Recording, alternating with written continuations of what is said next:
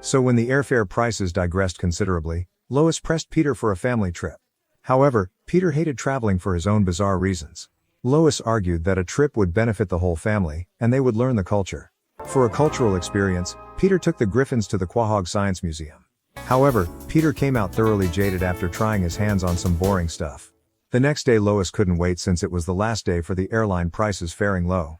She surprised her family by buying tickets to Italy. Brian wondered whether Peter was okay with that, but Lois didn't consult him before buying the tickets. Soon the family tricked Peter into boarding a flight.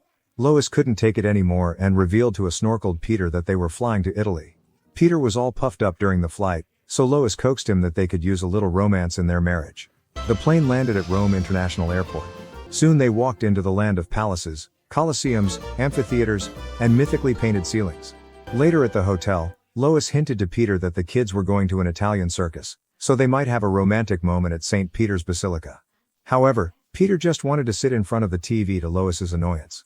Lois stormed out of the room, leaving Peter to sulk on his own while she enjoyed Italy all alone. Peter didn't care until he saw Lois getting chummy with an Italian hunk who was ready to give her a city tour on his Vespa.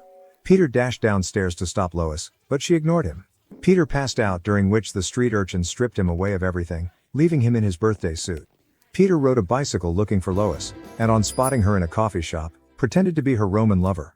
Lois was greatly vexed at his behavior. Against Lois's will, Peter carried her in his arms and brought her to a stadium where he convinced 20,000 spectators to hold out a romantic message for her, inviting her to the canal that night. The following night Lois and Peter were enjoying a serene boat ride that passed through the canal. Peter apologized to Lois for being insensitive, and then the couple became cozy with each other. Peter got so mesmerized with Italy that he decided to live in Italy permanently. To solidify his decision, he even threw away their passports in the roaring chimney fire to Lois's alarm. A month passed away, and Peter was as merry as ever, riding a bicycle on paved Italian roads and making new friends. However, Lois was worried since his carefree attitude wasn't paying the bills and the children weren't learning anything in an Italian school. Lois longed to go back to Quahog and insisted that she loved American Peter more. Brian reasoned that they were barely surviving her as most of their earnings were grabbed by the notorious Italian mafia. Meg rolled her eyes as finally she found Mario as her boyfriend, and now they had to leave. On reaching the American consulate, the Griffins were disappointed as they had to take a citizenship test and had to go through the immigration process just like foreigners since Peter destroyed their passports.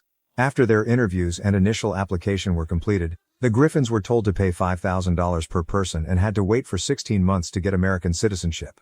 Peter helped his family sneak into a cargo ship called Atlantic Lines as real-life dolls.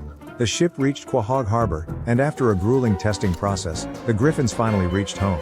Lois loved Italy, and Peter thanked Lois for showing him what the other world looked like.